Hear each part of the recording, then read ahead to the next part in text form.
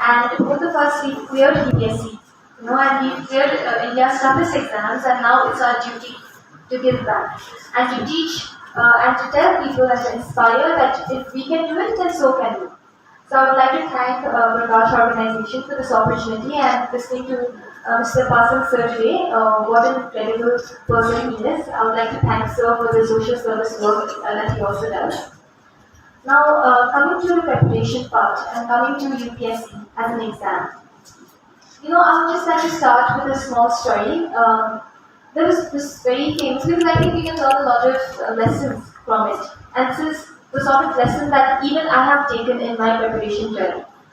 Now, there was this very world famous pianist. He was well known everywhere, and whenever he played, people from all over the world would come and listen to him play.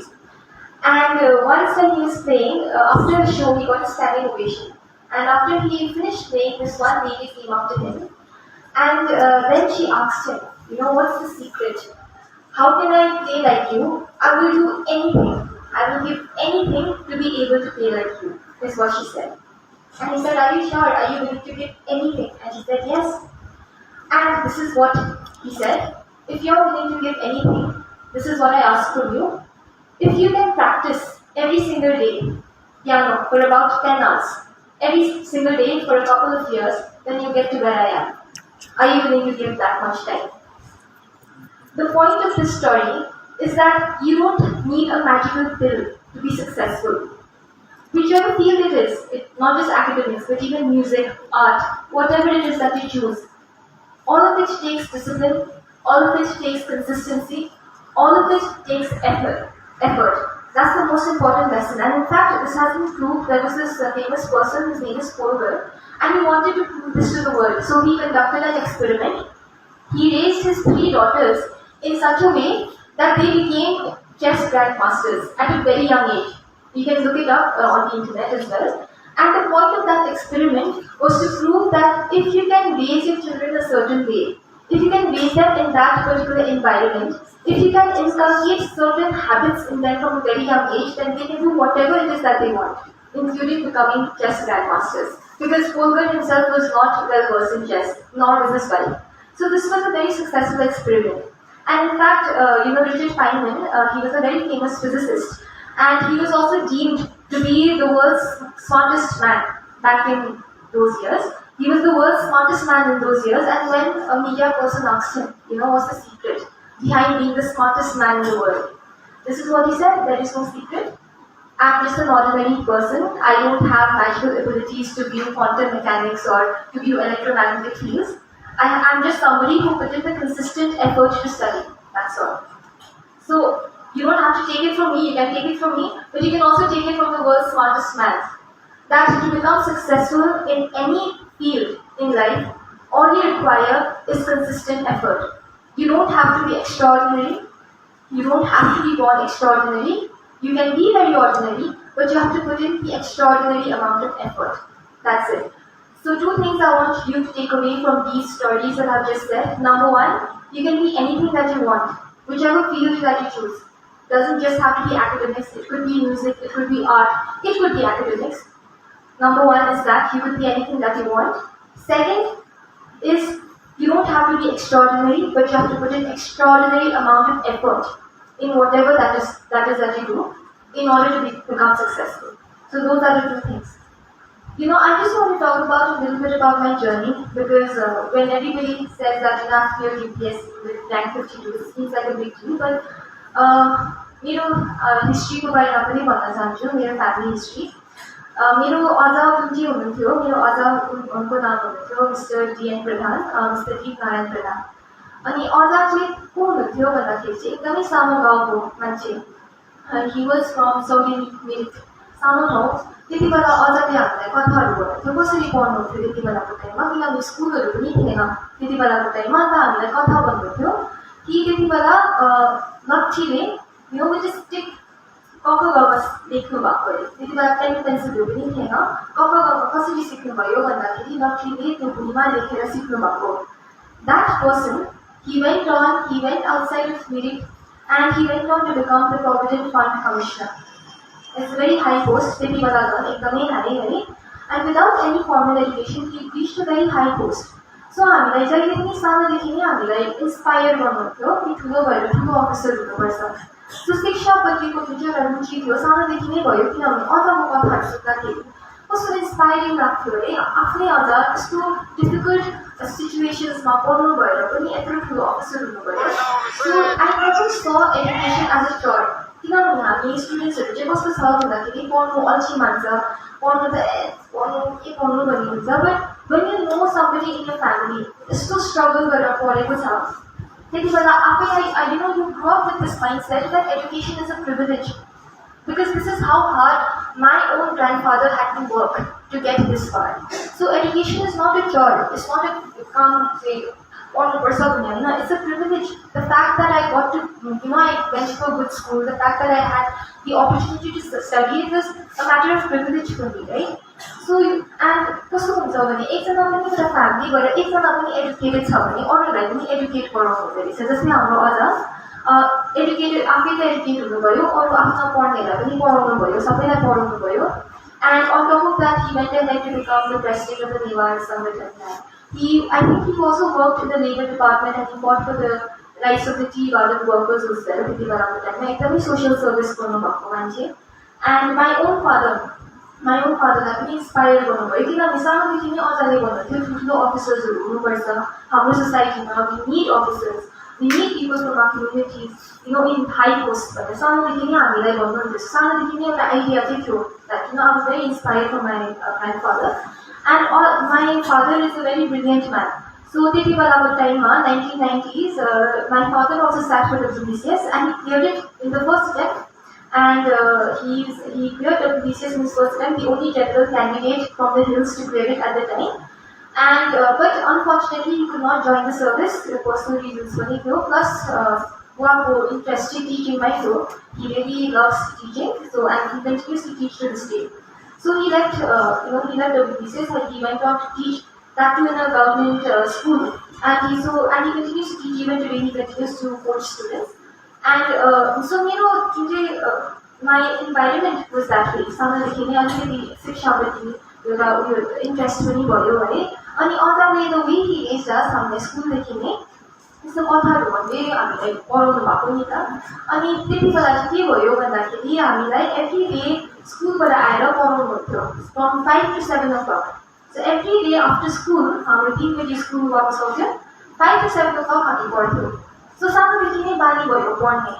And like I said, I didn't see it as a chore, I saw it as a privilege because of the stories that my grandfather used to tell us about how much he had to struggle to get where he did. So मेरो सानोदेखि नै एउटा बानी चाहिँ भयो पढ्ने, and that habit really helped me. And I see a lot of school students here today, and what I would like to tell you all is cultivate the habit at this age itself. अहिले नै सानोदेखि नै एउटा habit बनायो भने पछि गएर सजिलो पर्छ। Every day after school, I'm not asking you to study 10 hours. You don't have to study 10 hours at this age, okay?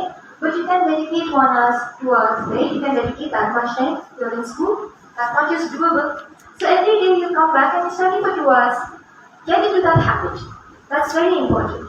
Now, coming to, even, I think your family plays such an important role, even my mother for that matter.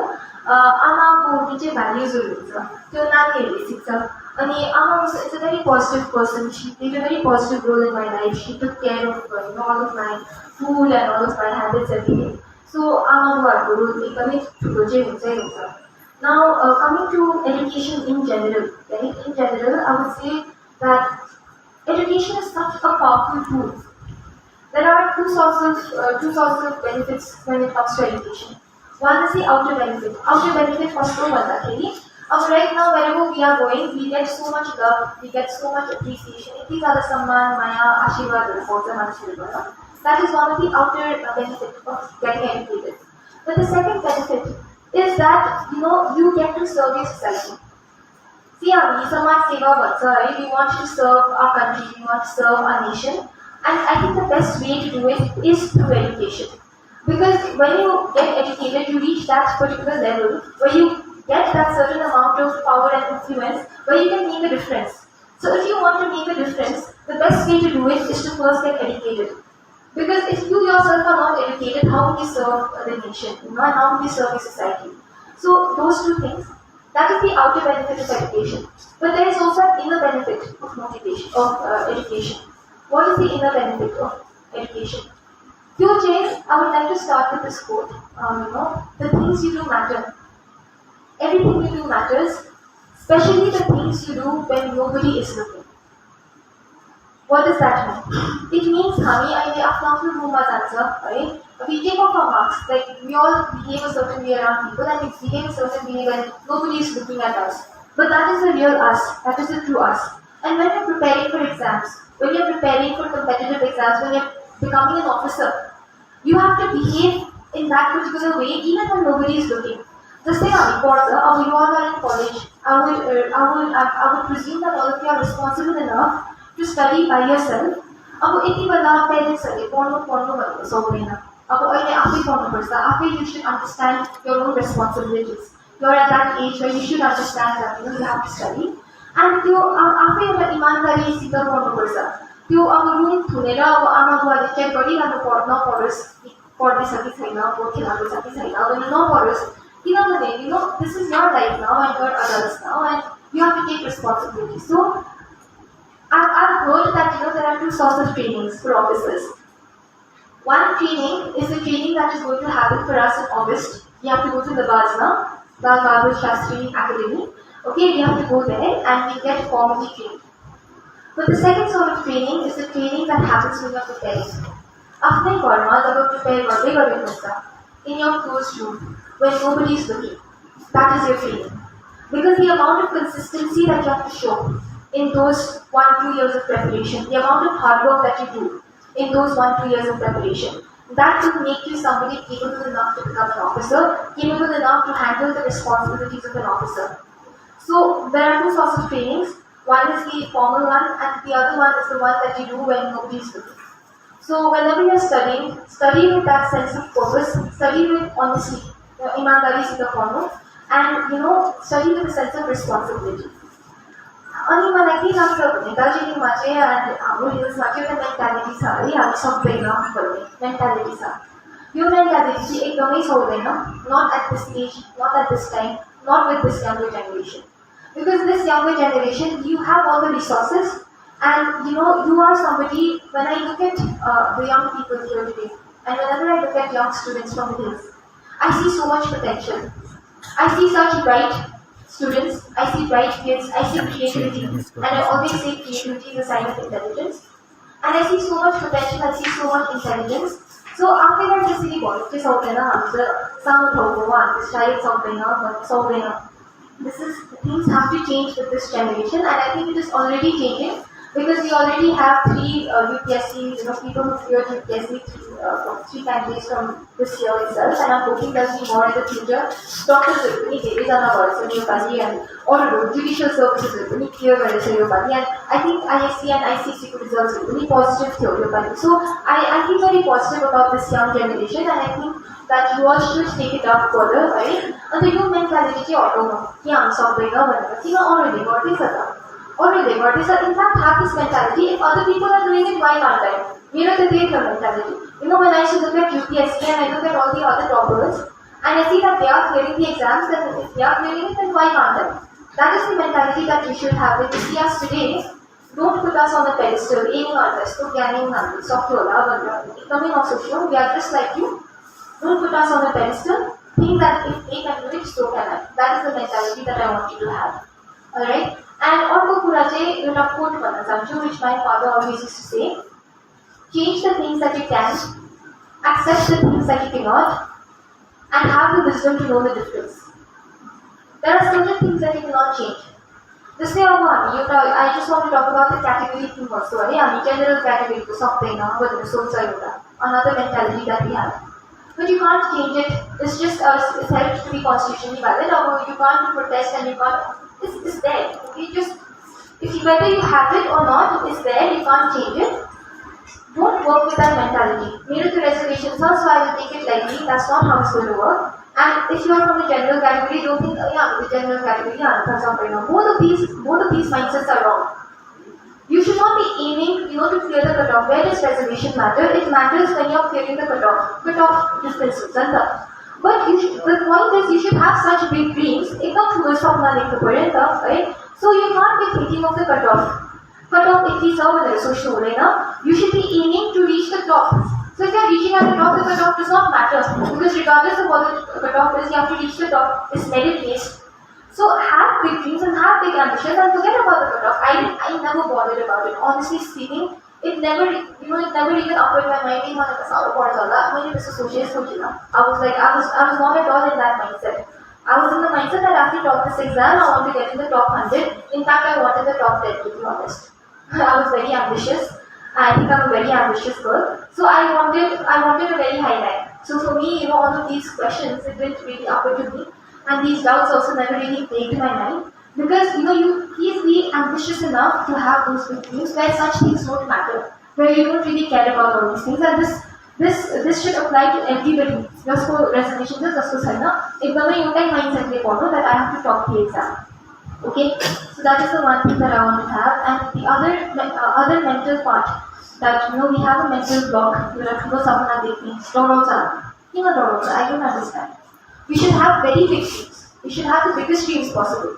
And you are in school and you may not know exactly what you want to do with your life. And that is okay, because all of you don't have to know exactly what you want to do with your life right now. But especially for the school kids and the people who are in college, I would just like to say one thing. At least you know your favorite subjects. After favorite subjects, favorite subjects, extracurricular activities, do I like, but on the debate, I thought I should take up law. Because I'm somebody who likes speaking. In my personal life, I'm a reserved person, but in my public life, I have no form that I don't have any difficulty in speaking. So I thought that okay, I should maybe go for law. So after interest, identify which subject which extracurriculars once you identify that interest, pick that field, specialize in that field, because interest so make sure that whichever subject that you choose, you are interested in that subject, you actually like that subject. Once you pick that particular subject, then you check for career options. And if your career options are the highest post, what is the highest post you can get? Aim for that.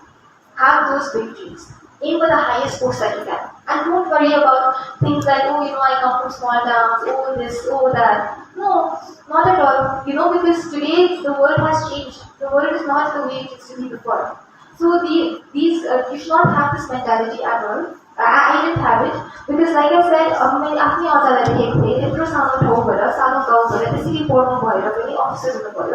so I never saw it as a limitation. I never saw it as something that would hold me back. Like the fact that I come from a small town, the fact that I do not have all the resources. In fact, I use that as a weapon. I use that in a positive way. So your mentality is very important, right? And finally, I would just like to talk about consistency. So I also touched upon it. The thing is, consistency is key. Whenever you want to succeed in life, you have to be consistent in whatever it is that you do. And consistent exams, whatever it is that you do. So try to be consistent. I think, UPSC is a difficult exam, but I think the reason why it's so difficult for most people to crack is because most people can't stay consistent. Exam everyone can study for 12 hours and 14 hours, right? But can you study, I'm not asking you to study 12 hours even for UPSC, but can you study, throughout the year, for 1 year, 2 years, consistently can you study for maybe 8 hours every single day? And for most people, the answer is no. And that is where the competition lies. So the competition lies in the consistency factor. Whatever it is that you do, like now, consistently exercise you exercise 15 minutes, 20 minutes every day, but every day you're studying, for 1 hour every day, 2 hours every day. So the consistency and I'm sure that all of you will become very successful in whatever it is that you do. You don't have to do UPSC, you can do something else as well. But make sure that you have big dreams regardless of what it is that you do, and make sure that you remain consistent in that effort. And all the very best. Thank you.